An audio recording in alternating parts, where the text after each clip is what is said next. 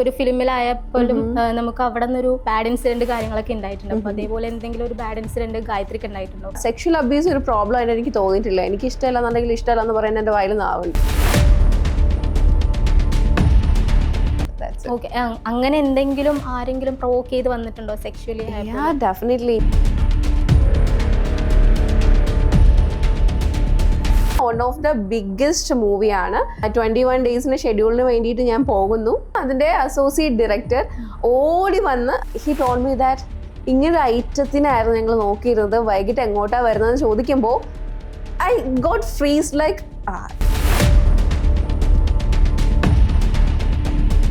Do you really think they will get ഒരു quality time കിട്ടുന്നുണ്ടെന്ന് തോന്നുന്നുണ്ട്. ഇപ്പൊ ഗായത്രിക്ക് ഇതേപോലെ എൻ്റെ വൈഫ് പോലെ ഒരാള് ഗായത്രീനെ വിളിക്കുകയാണ്, എനിക്ക് ഇത്ര ദിവസത്തേക്ക് ഗായത്രീനെ വേണം, എൻ്റെ ഒരു വൈഫായിട്ട് ഫിസിക്കലി മെന്റലി ഫുൾ ആയിട്ട് എനിക്ക് ഗായത്രീനെ എനിക്ക് ഇത്ര ദിവസം വേണം, ഇത്ര എമൗണ്ട് ഗായത്രി ചോദിക്കണ എമൗണ്ട് തരും എന്ന് പറഞ്ഞു കഴിഞ്ഞാൽ ഗായത്രി പോകും. Dude, I'm too expensive. Nobody can afford me.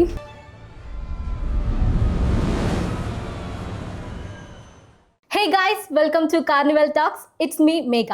ഇന്ന് നമ്മുടെ മുന്നിലിരിക്കുന്നത് ഒരു മോഡലും ഒരു ഫിലിം ആക്ട്രസുമായ ജിജെ ആണ്.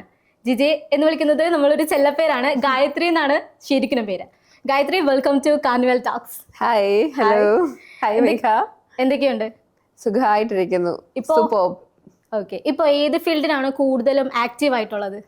കറന്റ്ലി ഫിലിം ഫീൽഡിലാണ്. സ്റ്റാർട്ടഡ് ഫ്രം മോഡലിംഗ്, ബട്ട് ഇപ്പോൾ മൂവീസിലാണ് കൂടുതലുള്ളത്. ഏതൊക്കെ മൂവീസ് ചെയ്തു ഇപ്പോ? ഓൾമോസ്റ്റ് ഇപ്പോൾ Hindi, Tamil and Malayalam. Okay, and Bhojpuri, yes of course. Bhojpuri. Okay, അപ്പോൾ ഈ ഒരു ഇത്രയും ലാംഗ്വേജിൽ ചെയ്തിട്ടുണ്ടല്ലോ, മോസ്റ്റ്ലി ഏതാണ് ഏറ്റവും കൂടുതൽ ഇൻട്രസ്റ്റീവ് ആയിട്ട് തോന്നിയിട്ടുള്ളത് ഗായത്രിക്ക്? എല്ലാ ലാംഗ്വേജിലുള്ള ഇൻട്രസ്റ്റിക്കും അതിൻ്റെതായ പ്രോബ്ലംസും ഉണ്ട്, അതിൻ്റെതായ എക്സൈറ്റ്മെന്റ് ആയിട്ടുള്ള തിങ്സും ഉണ്ട്. സോ ഞാൻ എല്ലാം ആസ് എൻ ആർട്ടിസ്റ്റ് എൻജോയ് ചെയ്യുന്നു. ഓക്കെ, ഈ പ്രോബ്ലംസ് എന്നൊക്കെ പറഞ്ഞല്ലോ, എങ്ങനത്തെ ടൈപ്പ് പ്രോബ്ലംസ് ആണ് ഫേസ് ചെയ്തിട്ടുള്ളത്? ഇപ്പൊ നമുക്കിപ്പോ ഇപ്പൊ ഒരു ഫിലിമിലായപ്പോഴും നമുക്ക് അവിടെ നിന്നൊരു ബാഡ് ഇൻസിഡന്റ് കാര്യങ്ങളൊക്കെ ഉണ്ടായിട്ടുണ്ട്. അപ്പൊ അതേപോലെ എന്തെങ്കിലും ഒരു ബാഡ് ഇൻസിഡന്റ് ഗായത്രിക്ക് ഉണ്ടായിട്ടുണ്ടോ? ബാഡ് ഇൻസിഡന്റ് ഉണ്ടാവുക എന്ന് പറയുന്നത് ഒന്നാമത്തെ കാര്യം നമ്മൾ എങ്ങനെ ആ ഒരു സിറ്റുവേഷനെ നോക്കി കാണുന്നു എന്നുള്ളതിനനുസരിച്ചിരിക്കും. എൻ്റെ കൈയും കാലൊന്നും ആരും പിടിച്ച് വെച്ച് കെട്ടി വെച്ചിട്ടൊന്നും ഇല്ല. ഇല്ലെന്നുണ്ടെങ്കിൽ എനിക്ക് ചിന്തിക്കാൻ പറ്റാത്ത ഒരു സിറ്റുവേഷൻ ഉള്ള ഒരാളൊന്നും അല്ല. God perfectly made me and thank to God. പക്ഷേ ചില സിറ്റുവേഷൻസ് വരും, ഈ പറയുന്ന പോലെ നമ്മൾക്ക് അത് ഉൾക്കൊള്ളാൻ കഴിയാത്ത സിറ്റുവേഷൻസ് വരുമ്പോഴത്തേനും നോ പറയുക, എസ് പറയേണ്ടടുത്ത് എസ് പറയുക. പ്രോബ്ലംസ് എന്ന് പറയുമ്പോൾ ഇപ്പോൾ ഫിനാൻഷ്യലി കാര്യങ്ങളുണ്ടായിരിക്കാം, ചിലപ്പോൾ സ്റ്റോറി ബേസ്ഡ് ആയിട്ടുള്ള കാര്യങ്ങളുണ്ടായിരിക്കാം, ചിലപ്പോൾ എനിക്ക് ഓക്കെ ആവാത്ത ക്യാരക്ടേഴ്സ് ആയിരിക്കാം. ആൻഡ് സെക്ഷൽ അബ്യൂസ് ഒരു പ്രോബ്ലം ആയിട്ട് എനിക്ക് തോന്നിയിട്ടില്ല. എനിക്ക് ഇഷ്ടമല്ല എന്നുണ്ടെങ്കിൽ ഇഷ്ടമല്ല എന്ന് പറയുന്നത് എൻ്റെ വായിൽ നാവുണ്ട്. ഓക്കെ, അങ്ങനെ എന്തെങ്കിലും ആരെങ്കിലും പ്രൊവോക്ക് ചെയ്ത് വന്നിട്ടുണ്ടോ സെക്ഷലി? ഡെഫിനറ്റ്ലി. ഞാൻ ഈ ഒരു ഇൻഡസ്ട്രിയിൽ 7 years ആയിട്ട് ഉള്ള ഒരു വ്യക്തിയാണ്. ആൻഡ് എനിക്ക് തോന്നുന്നു ഇപ്പോഴായിരിക്കാം ഓഡിയൻസ് എന്നെ ഫെമിലിയർ ആയിട്ട് കൊണ്ടുവരുന്നതിനുള്ള മെയിൻ റീസൺ എനിക്കൊരു ഗോഡ് ഫാദറും ഇല്ല. വാട്ട് എവർ ഞാനിപ്പോൾ ഇവിടെ നിൽക്കുന്നുണ്ടെങ്കിൽ it's all by god grace. ഞാൻ കഷ്ടപ്പെട്ട് വഴിവെട്ടി വന്നതിൻ്റെ കാര്യം തന്നെയാണ് ഞാൻ ഇവിടെ ഇരിക്കാനുള്ള റീസൺ എന്ന് പറയുന്നത്. അപ്പോൾ അതിനിടയിൽ ഈ പറയുന്ന പോലെ ഒത്തിരി സെക്ഷലായിട്ടുള്ള അബ്യൂസ് ട്രൈ ചെയ്യുന്നുണ്ട്, ഇഷ്യൂസ് ഉണ്ടായിട്ടുണ്ട്. അതുപോലെ തന്നെ ഫിനാൻഷ്യൽ ഇഷ്യൂസ് ഡെഫിനറ്റ്ലി വന്നിട്ടുണ്ട്. അപ്പോൾ ചില സമയത്തൊക്കെ തോന്നും നിർത്തണോ വേണോ എന്നൊക്കെ തോന്നുമെങ്കിലും പിന്നെ വിചാരിക്കും, തേർഡ് റേറ്റ് മൈൻഡ് സെറ്റുള്ള ആൾക്കാരുടെ വായിട്ടലയ്ക്കുന്ന കാര്യങ്ങൾ കേട്ടിട്ട് മിണ്ടാതിരിക്കലല്ല എൻ്റെ പണി. So I am doing it. Yes, I made it. That's why I'm here. Okay, ഇപ്പോൾ ആദ്യ ടൈമിൽ ഇങ്ങനെയൊക്കെ വന്നപ്പോൾ നമുക്ക് പാനിക് ആയ സിറ്റുവേഷൻസ് എന്ത് ചെയ്യണം? ഐ മീൻ ഫസ്റ്റ് ടൈം എന്ന് വെച്ച് കഴിഞ്ഞാൽ നമുക്ക് ഒന്നും തിരിച്ച് പറയാൻ പറ്റത്തില്ല, എങ്ങനെ നമ്മൾ റിയാക്ട് ചെയ്യണം എന്ന് അറിയാൻ പാടാത്തൊരു സിറ്റുവേഷൻ ആയിരിക്കും ഫസ്റ്റ് ടൈമിൽ നമുക്ക് ഇങ്ങനെ ഒരു അബ്യൂസ് വരുമ്പോൾ ഉണ്ടായിരുന്നത്. അപ്പോൾ അതിനെങ്ങനെയാണ് തരണം ചെയ്തത് എന്നൊന്ന് പറയാമോ? ഈ നമ്മൾ റിയാക്ഷൻ പവർ എന്ന് പറയുന്നത് മൂവി ഇൻഡസ്ട്രി എന്നുള്ളൊരു കാര്യത്തിനെ നമ്മൾ മുൻതൂക്കം കൊടുക്കാണ്ട് ഫസ്റ്റ് ഇറ്റ്സെൽഫ് നമ്മുടെ തന്നെ സ്വന്തം ജീവിതത്തിൽ എവിടെ ഒരു സിറ്റുവേഷൻ വന്നാലും റിയാക്ട് ചെയ്യാൻ പഠിക്കണം എന്നുള്ളതാണ്. അല്ലാണ്ട് ആരെന്ത് വിചാരിക്കുമായോ എനിക്കിപ്പോഴും മനസ്സിലാത്ത കാര്യം പെമ്പിളരെന്നല്ല ആമ്പിളരാണെങ്കിൽ പോലും മെന്റലി ഫിസിക്കലി അബ്യൂസ്ഡ് ആവുന്ന സിറ്റുവേഷനിൽ എന്തുകൊണ്ട് അവർ കൂടുതൽ റിയാക്ട് ചെയ്യുന്നില്ല എന്നുള്ളത് എനിക്കിപ്പോഴും. പിന്നെ ചില സിറ്റുവേഷൻസ് വരും കേട്ടോ, കാരണം നമ്മൾ ഒരിക്കലും എക്സ്പെക്ട് ചെയ്യില്ല ഇങ്ങനൊരു വ്യക്തിയിൽ നിന്ന്, ഇല്ലെങ്കിൽ ഇങ്ങനൊരു അതുപോലൊരു അറ്റ്മോസ്ഫിയറിൽ നിന്ന് അതുപോലൊരു ഇൻസിഡന്റ് ഉണ്ടാകുമെന്ന് നമ്മൾ പ്രതീക്ഷിക്കാത്ത സമയത്ത് നമ്മൾ സ്റ്റക്കായിട്ടിരിക്കുന്ന ഒരു സിറ്റുവേഷൻ വരും. ഞാൻ മൂവി ഏതാണെന്ന് പറയുന്നില്ല, വൺ ഓഫ് ദ ബിഗ്ഗസ്റ്റ് മൂവിയാണ്. ആൻഡ് വെൽ നോൺ ആർട്ടിസ്റ്റ് ആയിട്ടുള്ള ഇവിടെ വർക്ക് ചെയ്ത ഒരു സ്ഥലത്ത് തന്നെയാണെങ്കിൽ പോലും ഞാൻ കംപ്ലീറ്റ്ലി ക്യാരക്ടർ റോളിന് വേണ്ടിയിട്ട് പ്രിപ്പയർഡ് ആയിട്ട് 21 ഡേയ്സിൻ്റെ ഷെഡ്യൂളിന് വേണ്ടിയിട്ട് ഞാൻ പോകുന്നു. ഫസ്റ്റ് ഡേ ചെന്നപ്പോൾ തന്നെ അതിൻ്റെ അസോസിയേറ്റ് ഡയറക്ടർ ഓടി വന്ന്, ഞാൻ കംപ്ലീറ്റ്ലി ഹാപ്പി ആയിട്ട് പോവാണ്, എല്ലാം പ്രൊഡക്ഷൻ്റെ സൈഡിൽ നിന്ന് എല്ലാം കോൾ വന്നിട്ടുണ്ടായിരുന്നു, എല്ലാം വന്നിട്ടുണ്ടായിരുന്നു. ദെൻ ഞാൻ അവിടെ ചെല്ലുന്നു. ആൻഡ് നമ്മളിപ്പോൾ ഇപ്പം ഹായ് ഹലോ ഒക്കെ പറയുമല്ലോ, അങ്ങനെ his coming to hug me for welcome hug കൊണ്ടുവരുന്ന സമയത്ത് and he told me that ഇങ്ങനൊരു ഐറ്റത്തിനായിരുന്നു ഞങ്ങൾ നോക്കിയിരുന്നത്, വൈകിട്ട് എങ്ങോട്ടാണ് വരുന്നതെന്ന് ചോദിക്കുമ്പോൾ I got freeze like, because ഞാൻ ഒട്ടും എക്സ്പെക്ട് ചെയ്യുന്നില്ല. ഞാൻ ചെന്ന് ഇറങ്ങുന്നു അവരെ അടുത്ത് ഒരു വെൽക്കമിങ് സിറ്റുവേഷനാണ് നടന്നുകൊണ്ടിരിക്കുന്നത്. അപ്പോൾ പെട്ടെന്ന് ഇങ്ങനെ വരുമ്പോൾ യെസ് ഓഫ് കോഴ്സ് അത് പാനിക്കല്ല, വി ഗോട്ട് ഫ്രീസ്ഡ്. എന്ത് ചെയ്യണം എന്നുള്ളൊരു മൈൻഡ് സെറ്റ് വരില്ല. അതിന് എത്ര റിയാക്ഷൻ പവറുള്ള ആളാണെങ്കിലും സംഭവിക്കും. ചില ആൾക്കാർ പറയല്ലേ ഇവളൊക്കെ കിടന്ന് ഉറങ്ങിയിരിക്കുമായിരുന്നു ഇപ്പോൾ വന്ന് റിയാക്ഷൻ ചെയ്യാന്നുള്ളത്. സി ഒരു ദിവസം നമുക്ക് എസ് എന്ന് തോന്നുന്ന കാര്യം പിറ്റേ ദിവസം നോ ആണെന്ന് പറഞ്ഞാൽ അതിനർത്ഥം നമ്മൾ സ്ലട്ട് എന്നോ ഇല്ലെങ്കിൽ അവൾക്ക് ഇപ്പോൾ തിന്നാൻ കിട്ടുന്നില്ല ഇല്ലെങ്കിൽ അവൻ പൈസ കൊടുക്കുന്നില്ല എന്നോ അർത്ഥമില്ല. ഇത് പെമ്പിള്ളേർക്ക് മാത്രം ഉണ്ടാവുന്ന ഇഷ്യൂസ് അല്ല, ആമ്പിള്ളേർക്കും ഉണ്ടാകും. അതാരും പറയുന്നില്ല എന്നുള്ളതാണ് വാസ്തവം. ഇപ്പോൾ ആമ്പിള്ളേരുടെയൊക്കെ ഇഷ്യൂസ് ഞാൻ ഒത്തിരി കേട്ടിട്ടുണ്ട്. എൻ്റെ ദൈവം രക്ഷപ്പെട്ടിട്ട് പോകുന്ന സിറ്റുവേഷൻ ആണെന്നൊക്കെ പറഞ്ഞ് എന്നോട് ഇഷ്ടംപോലെ ജിജെ ഇങ്ങനെയാണെന്ന് പറഞ്ഞ് ഇഷ്ടംപോലെ റീസൺസ് ഉണ്ട്. സോ ആ ടൈമിൽ ഐ ഗോട്ട് ഫ്രീസ്ഡ് ആൻഡ് എനിക്കൊന്ന് പ്രോസസ് ആവാൻ വേണ്ടിയിട്ട് ഉച്ചവരെയായി. ഓക്കെ, ഈ ഒരു സംഭവം എൻ്റെ തലയിൽ പ്രോസസ് ആയിട്ട് വരാൻ ഞാൻ ആക്ച്വലി ഇൻ ബിറ്റ്വീൻ ഷൂട്ട് എടുക്കുന്നുണ്ട്. ഓക്കെ, ഷൂട്ടിൽ നിൽക്കുന്നുണ്ട്, പക്ഷെ അപ്പോഴെല്ലാം എൻ്റെ തലയിൽ ഇതാ പറഞ്ഞുകൊണ്ടിരിക്കുന്നത്. ഓക്കെ, ഈവനിങ് ആകാൻ പോകുന്നു, അവരെന്നോട് ഇങ്ങനെ പറഞ്ഞു, ഈ സംഭവം ഇങ്ങനെ തലയിൽ ഇങ്ങനെ ഇരിക്കുക. ഉച്ചയ്ക്ക് ശേഷമാണ് എനിക്ക് ബോധം വന്നത്. ഓക്കെ, ഞാൻ ഇവിടെ നിന്ന് നിൽക്കേണ്ട കാര്യമില്ല, ബിക്കോസ് ഇതിൽ എൻ്റെ അപ്പുറത്തേക്ക് കുറച്ച് കാര്യമുണ്ടെന്ന് പറയുകയും എനിക്കതിൽ ഓക്കെ ആയിരുന്നില്ല. So I quit that project quit ചെയ്തിട്ട് ഞാൻ വന്നു എന്നുള്ളതാണ്. സോ ഇത്രയും റിയാക്ട് ചെയ്യുന്ന എനിക്ക് വരെ ഒരു ഇതുണ്ടെന്നുണ്ടെങ്കിൽ ഉണ്ടായിരിക്കും, പക്ഷേ ഇനിഷ്യേറ്റീവ് എടുക്കണം. ഇപ്പൊ പുതിയ പ്രൊജക്റ്റും കാര്യങ്ങളൊക്കെ വരുന്നുണ്ടോ? ഇപ്പൊ ഇപ്പൊ ഓൾറെഡി ഒരെണ്ണം സൈൻ ചെയ്തു. ഇപ്പൊ വേറൊരു ഷൂട്ട് നടന്നുകൊണ്ടിരിക്കുകയാണ്. വേറെ ഏത് ഷൂട്ടാണ് ഇപ്പൊ നടക്കുന്നത്? ഡിസ്ക്ലോസ് ചെയ്തിട്ടില്ല. ഓക്കെ, ഇപ്പൊ ഈ ഇടയ്ക്ക് ഞാൻ കേട്ടിട്ടുണ്ടായിരുന്നു ഒരു ഫിലിം ചെയ്തിട്ടുണ്ടായിരുന്നു എന്ന് പറഞ്ഞു. ആ ഒരു ഫിലിം ബേസ്ഡ് കാര്യങ്ങൾ ചോദിച്ചു കഴിഞ്ഞാൽ ആൻസർ പറയാൻ ബുദ്ധിമുട്ടൊന്നും ഉണ്ടാവില്ലല്ലോ? ഓക്കെ, ആ ഫിലിമിന്റെ പേര് rent a wife. Okay, rent a wife. എന്താണ് റെന്റ് എ വൈഫിലൂടെ നിങ്ങൾ കൊണ്ടുവരുന്നത്? ഞാൻ ഇതുവരെയായിട്ടും കേൾക്കാത്തൊരു വേർഡാണ് റെന്റ് എ വൈഫ്.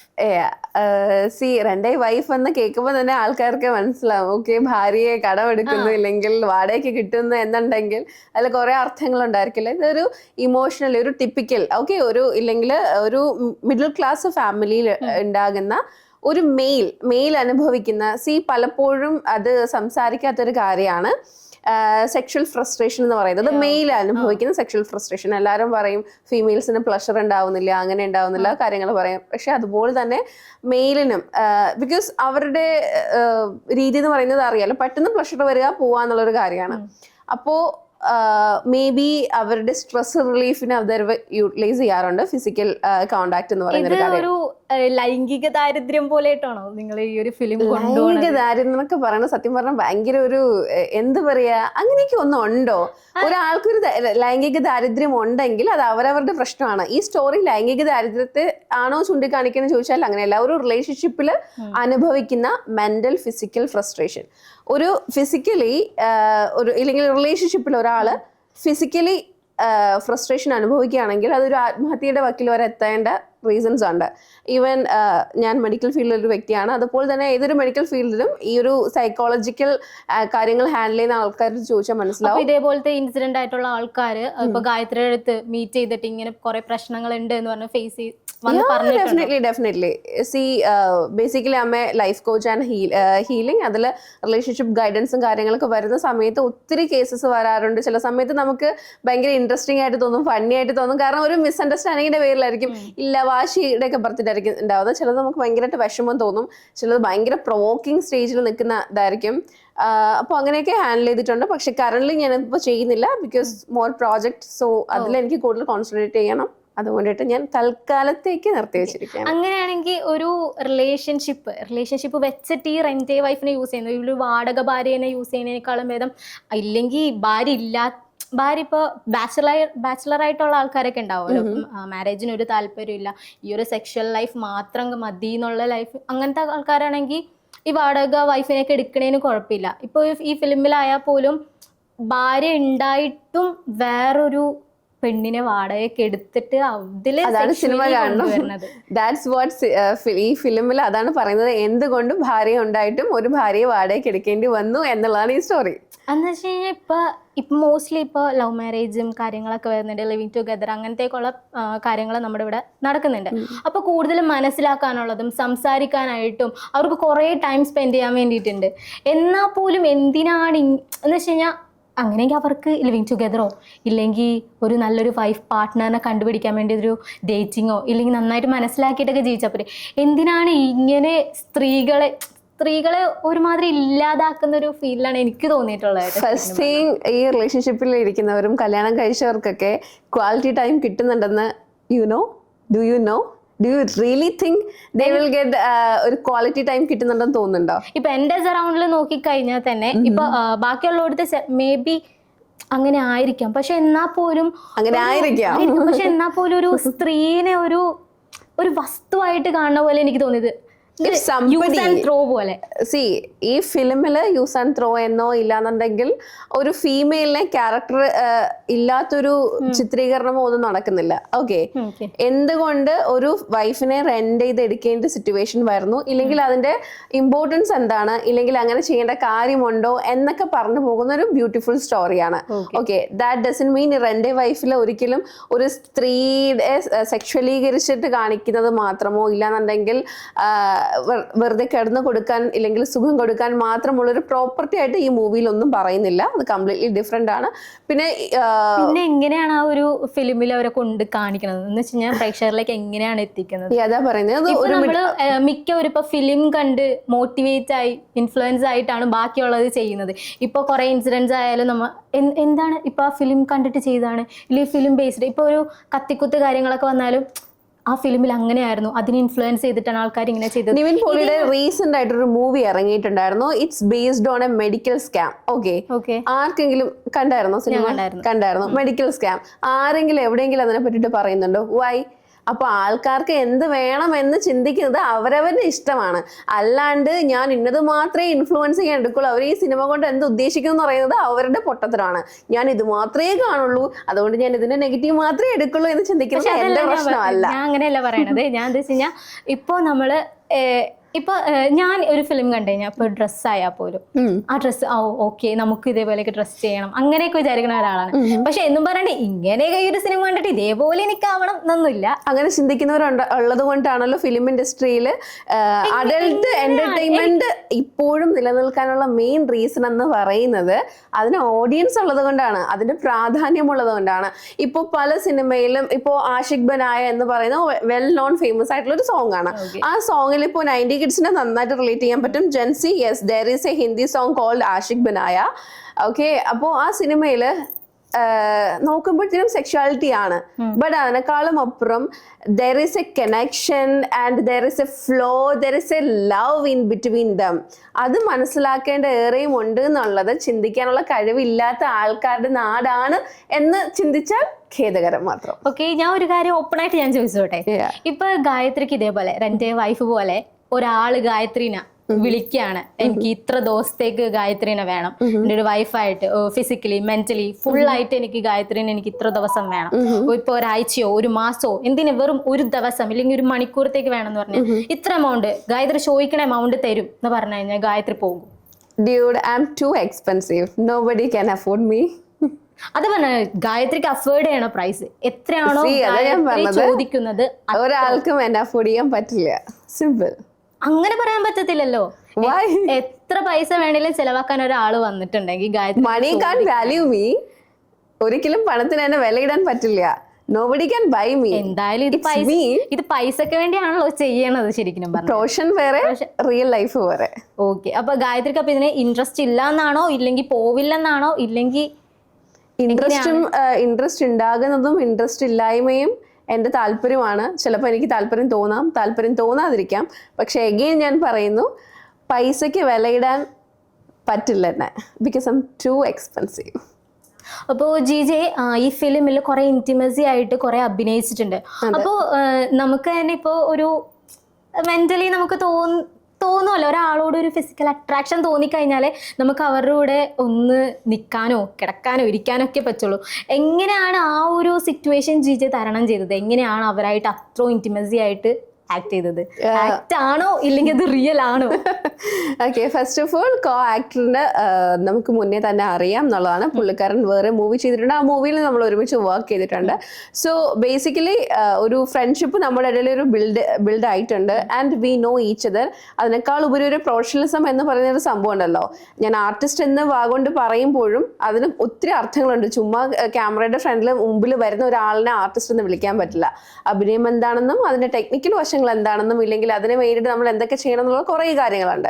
സോ അത് വെച്ച് നോക്കുമ്പോഴത്തേനും ഒരു സിറ്റുവേഷൻ ഇപ്പൊ നമ്മൾ ബെഡ്റൂമിൽ കാണിക്കുന്ന ഒരു സീന് പോലെയല്ല ഒരു ബെഡ്റൂം സീൻ നമ്മൾ ക്യാമറയുടെ ഫ്രണ്ടിൽ ക്രിയേറ്റ് ചെയ്യുമ്പോൾ, ഇപ്പോൾ ഒരു കിസ്സിങ് സീനാണ് നമ്മൾ എടുക്കുന്നുണ്ടെങ്കിൽ in between cut, camera change, angle change, അതേ ഫീൽഡ് അതേ കിസ്സിങ് സീന് നമ്മൾ വീണ്ടും കണ്ടിന്യൂ ചെയ്യണം. ഇൻ ബിറ്റ്വീൻ കട്ട് പറഞ്ഞിട്ടായിരിക്കും പോകുന്നത്. ഓക്കെ, അപ്പോൾ അതൊരിക്കലും കംപ്ലീറ്റ്ലി ഫീലോ ഇല്ലെങ്കിൽ എക്സാക്ട് ഫീൽ അല്ല, ആ ഫീൽ നമ്മൾ ഇൻബിൽഡ് ചെയ്തെടുക്കുന്ന ഒരു കാര്യമാണ്. ഓക്കെ, അത് ബിൽഡപ്പ് കൊടുക്കണം. We are in that mood and feel. പിന്നെ ഒരു കാര്യം എന്ന് പറയുന്നത് ഈ ഇന്റിമേറ്റ് സീൻ ഞാൻ ഈ പറയുന്ന പോലെ പല ഇപ്പോൾ ഒരു സീൻ തന്നെ പല ആംഗിളിൽ പല കട്ടുകളായിട്ടാണ് പൊയ്ക്കൊണ്ടിരിക്കുന്നത് വിത്ത് ക്രൂ മെമ്പേഴ്സ്. അപ്പൊ നമുക്ക് ഒരിക്കലും തലയിൽ വർക്കൗട്ട് ആവില്ല ഈ പറയുന്ന പോലെ. ഓക്കെ, നമ്മളിപ്പോൾ ശരിക്കും ബെഡ്റൂമിലാണ്, നമ്മൾ നമ്മുടെ ഒരു ഇന്റിമേറ്റ് സീൻ, അങ്ങനെയൊന്നും ഒരിക്കലും നമുക്ക് ചിന്ത വരില്ല. ആ സീന് പ്രോപ്പർ ആയിട്ടിരിക്കണം. കാരണം മേക്കപ്പ് പോകാൻ പാടില്ല. ഓക്കെ, ഹെയർ നേരെയാണ് കിടക്കുന്നത്. നേരത്തെ കണ്ടിന്യൂറ്റിയിൽ ഹെയർ ഇവിടെ ഉണ്ടായിരുന്നില്ല, ഇതിന്റെ കണ്ടിന്യൂറ്റി ആകുമ്പോൾ ഹെയർ ബാക്കിലോട്ട് വെക്കൂ. അയ്യോ, ഡ്രസ് ഇങ്ങനെ ആയിരുന്നില്ല, കൈ ഇവിടെ ആയിരുന്നില്ല. ഇതൊക്കെ ആയിരിക്കും നമ്മൾ ചെക്ക് ചെയ്യുന്നത്. അപ്പോൾ ഒരു പൊസിഷനിൽ ഇരുന്നിട്ട് കറക്റ്റ് ആണോ നമ്മൾ ചെക്ക് ചെയ്യണം. അപ്പോൾ തലയിൽ പോകുന്നത് ഓക്കെ സീന് പ്രോപ്പർ ആയിട്ട് കിട്ടുമോ എന്നുള്ളതാണ്. ശരിക്കും ഈ കിടന്നു കൊടുക്കുന്നത് ഒരു അഭിനയമാണ്. എനിക്ക് മനസ്സിലായില്ല. ഇപ്പൊ നമ്മളിപ്പോ കുറെ വീഡിയോസ് പോൺ വീഡിയോസ് ആയാലും നമ്മൾ കാണുന്നുണ്ട്. ഇപ്പൊ ഇവരൊക്കെ ശരിക്കും ലൈഫിലോട്ട് ഇറങ്ങി ചെന്നിട്ട് ചെയ്യണ പോലെയായിട്ട് എനിക്ക് തോന്നുന്നു. പോൺ വീഡിയോ ആള് സ്ക്രിപ്റ്റഡ് യാർ, അതിന് സ്ക്രിപ്റ്റഡ് ആണ്. എന്നാൽ പോലും ലൈക്ക് ഈ ഒരു ഫിലിം ഈ പോൺ വീഡിയോ ടൈപ്പ് ആണോ? ഒരിക്കലും അല്ല. It's a beautiful normal OTT പ്ലാറ്റ്ഫോമിലുള്ള സോങ്ങുള്ള സ്റ്റോറിയുള്ള 120 മിനിറ്റ്സിലുള്ള it's a pure movie. It's not a pornography, it's not a soft porn type, nothing. ഇപ്പോൾ ഗായത്രിക്ക് ഇപ്പൊ ആക്ടിങ് ആണ് താല്പര്യം ഉണ്ടെങ്കിൽ എത്ര നല്ല ഫിലിംസ് ഗായത്രിക്ക് കിട്ടും. ഗായത്രി ഇനിയും കുറച്ചുകൂടെ വെയിറ്റ് ചെയ്ത് കഴിഞ്ഞാൽ ഗായത്രിക്ക് ഇനിയും നല്ലൊരു ഫിലിം കിട്ടുമെന്ന് ഗായത്രിക്ക് തോന്നിയിട്ടുണ്ട്. എന്തിനാണ് ഈ ടൈപ്പ് ഒരു ക്യാരക്ടർ ഗായത്രി ചൂസ് ചെയ്തത്? നിങ്ങൾ ഉൾപ്പെടെയുള്ള ബാക്കി ഓരോ മീഡിയക്കാരും, ഈവൻ എൻ്റെ ഇൻസ്റ്റാഗ്രാമിലാണെങ്കിൽ പോലും ഇല്ലെങ്കിൽ പബ്ലിക് മീഡിയ ആണെങ്കിൽ പോലും, ഞാൻ പറഞ്ഞല്ലോ നിങ്ങൾ ഉൾപ്പെടെയുള്ള ആൾക്കാരുടെ ഒരു വലിയൊരു പ്രശ്നം എന്ന് പറയുന്നത് ഞാൻ മുന്നേ ചെയ്ത ക്യാരക്ടേഴ്സിനെ വാച്ച് ചെയ്യുകയോ ഇല്ലെങ്കിൽ അതിന് സംസാര വിഷയമോ ആക്കാത്തതിനുള്ള മെയിൻ റീസൺ എന്താണെന്നറിയോ? People what interested. അതിനാണ് ചർച്ചാ വിഷയമാകുക എന്നുള്ളതാണ് main thing. Because people are curious about what I am doing in a negative way. Okay, ഞാനിപ്പോൾ ഒരു ഇൻറ്റിമസി ചെയ്താൽ അതൊരു നെഗറ്റീവായിട്ട് ചിന്തിക്കുന്ന ആൾക്കാരുള്ളത് കൊണ്ടാണ് അത് ചർച്ചാ വിഷയമാകുന്നത്. ബട്ട് ദാറ്റ് ഡസൻറ്റ് മീൻ ഞാൻ ചെയ്തത് ഒരു നെഗറ്റീവ് ആയിട്ടുള്ളൊരു കാര്യം. ഇപ്പോൾ സ്പാ എന്നൊരു മൂവിയുടെ ഇപ്പോൾ വന്നിട്ടുണ്ടായിരുന്നല്ലോ, അതിന്റെ കട്ട് സീൻസ് കാണുമ്പോഴത്തേനും യൂഷ്വലി ആൾക്കാർ എന്തായിരിക്കും വിചാരിക്കുന്നത്, തെറ്റിദ്ധരിക്കും എന്നുള്ളതാണ്. പക്ഷെ അതൊരു ഗുഡ് മെസ്സേജ് കൊടുക്കുന്ന സംഭവമാണ്. ഓക്കെ, സെയിം ലൈക്ക് ദാറ്റ് നമ്മുടെ മൂവി കാണുമ്പോൾ നിങ്ങൾക്ക് മനസ്സിലാവും അതിൽ എന്താണ് ഉള്ളത് എന്നുള്ളത് ആണ് വാസ്തവം. അല്ലാണ്ട് ഞാൻ വേറെ പ്രോജക്റ്റ് ചെയ്തിട്ടില്ല എന്നുള്ളതല്ല. റെന്റ് വൈഫ് കാണുമ്പോഴേക്കും നമ്മളെ തെറ്റിദ്ധരിപ്പിക്കുന്ന രീതിയിലായിരിക്കും ആ ഒരു കട്ടും കാര്യങ്ങളും വരുന്നത്? ഒരിക്കലും ഇല്ല. നിങ്ങൾക്ക് സിനിമ കാണുമ്പോഴത്തേനും മനസ്സിലാവും സിനിമ ഇതുവരെ റിലീസ് ആയിട്ടില്ല, അതിന് മുന്നെയാണ് അതിന്റെ ക്ലിപ്പും കാര്യങ്ങളും ലീക്ക് ആയിട്ടുള്ളത് ക്ലൗഡിൽ. ഓക്കെ, ഞാൻ കഴിഞ്ഞിടക്ക് ഞാൻ കേട്ടിട്ടുണ്ടായിരുന്നു ഗായത്രിയുടെ ഒരു വീഡിയോ, ഒരു ക്ലിപ്പ് ലീക്ക് ആയി എന്ന് പറഞ്ഞു. Based on this movie rent wife. ഈ ഒരു മൂവിന്നാണ് ലീക്ക് ആയിട്ടുള്ളത്. Yes yes yes. ഓക്കെ, അതിന് റിക്കവറി ചെയ്തെടുക്കുക, അതിന് റിലീസിങ് അത് എന്റെ സൈഡിലുള്ള ഒരു കാര്യമല്ല. ബിക്കോസ് ഞാനൊരു ആർട്ടിസ്റ്റ് ആണ്. ഞാൻ അഭിനയിച്ച കാര്യം എന്തായാലും പുറത്തു വരും. അത് കുറച്ച് മുന്നേ വന്നായാലും ശേഷം വന്നിട്ടുണ്ടെങ്കിലും അത് എന്റെ ഇതിലെ കാര്യത്തിൽ ബാധിക്കുന്ന ഒരു കാര്യമുള്ള കരിയറിനെ. പക്ഷെ അത് പ്രൊഡക്ഷൻ ഡിറക്ഷൻ സൈഡിൽ കുറച്ചൊരു ബുദ്ധിമുട്ടുണ്ടാവും. ഡെഫിനറ്റ്ലി അവർ അതിന് വർക്ക് ചെയ്തുകൊണ്ടിരിക്കുകയാണ്. And I am okay with that. അത് ബാക്കി അവരുടെ സൈഡാണല്ലോ. ഓക്കെ, ഞാൻ ഒരു കാര്യം ചോദിക്കട്ടെ. ഇപ്പൊ കൂടെ അഭിനയിച്ചെന്ന് പറഞ്ഞാൽ ഇപ്പൊ ഫ്രണ്ടാണ് എന്ന് പറഞ്ഞു. അപ്പോൾ ഇനി അയാൾക്കൊരു സെക്ഷലി ഗായത്രിനെ വേണമെന്ന് തോന്നിക്കഴിഞ്ഞാൽ ഗായത്രി അയാളോട് എന്തായിരിക്കും മറുപടി പറയാം? അത് ആളോടൊന്നല്ല, വേറെ ആരോടാണെങ്കിലും സെക്ഷലി ആഗ്രഹം തോന്നുന്ന ഒരു തെറ്റൊന്നും അല്ലല്ലോ. See if somebody attracted me and if somebody Gayathri ഇതിനു മുമ്പ് വേറെ ആരോടെ ഓക്കെ സോറി ജിജെ ഇതിനു മുമ്പ് ആരോടെങ്കിലും അട്രാക്ട് ആയിട്ടുണ്ടോ? ജിജെക്ക് ലോട്ട്സ് ഓഫ് പീപ്പിൾ. എന്താ എനിക്ക് ഫീലിങ്സ് ഒന്നും ഇല്ല. Yes of course I got attracted. എനിക്ക് ഇഷ്ടപ്പെടുന്ന തോന്നുന്ന ഒരാളെ അട്രാക്ഷൻ തോന്നുന്നത് ഒരു തെറ്റായിട്ടുള്ളൊരു കാര്യമല്ല. അത് മെയിൽ ആണെങ്കിലും ഫീമെയിൽ ആണെങ്കിലും ഒരാളുടെ അട്രാക്ഷൻ തോന്നുന്നതോ ഒരാളെ വേണമെന്ന് ആഗ്രഹിക്കുന്നതോ തെറ്റല്ല.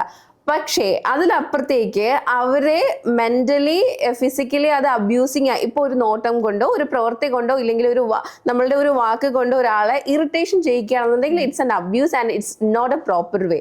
അത് ഞാൻ ഒരിക്കലും ചെയ്യാൻ ആഗ്രഹിക്കുന്ന ഒരാളല്ല. എന്നോട് അങ്ങനെ ചെയ്യാൻ വന്നിട്ടുണ്ടെന്നുണ്ടെങ്കിൽ അതെനിക്ക് സ്മൂത്ത് ആയിട്ട് ഹാൻഡിൽ ചെയ്യാൻ അറിയില്ല. ഞാൻ പറഞ്ഞല്ലോ എനിക്ക് നാവുണ്ട്. ഇപ്പൊ ഈ സബ്സ്ക്രിപ്ഷനിലോട്ട് തന്നെ വരാം. ജിജെ തുടങ്ങിയിട്ടുണ്ട്. അപ്പൊ ഈ ജിജെ 390 രൂപക്ക് ജിജയുടെ സബ്സ്ക്രൈബേഴ്സിനെ കാണാൻ രീതിക്ക് എന്ത് കണ്ടന്റ് ആണ് ജിജെ അതിൽ ഇടുന്നത്? എന്നെ സബ്സ്ക്രൈബ് ചെയ്തിട്ടുണ്ടോ? ചെയ്തിട്ടില്ല. എനിക്ക് ഇത് അറിഞ്ഞിട്ടാണ് എനിക്ക് ചെയ്യാൻ. ഓക്കെ, എന്റെ സബ്സ്ക്രിപ്ഷനിൽ വന്നാൽ എന്തൊക്കെ ഉണ്ടാവും എന്നുള്ളത് ഓൾറെഡി ഞാൻ ഡിസ്ക്രിപ്ഷൻ ബോക്സിൽ കൊടുത്തിട്ടുണ്ട്. വാട്ട് ദേ വിൽ ഗെറ്റ് എന്നുള്ളത്.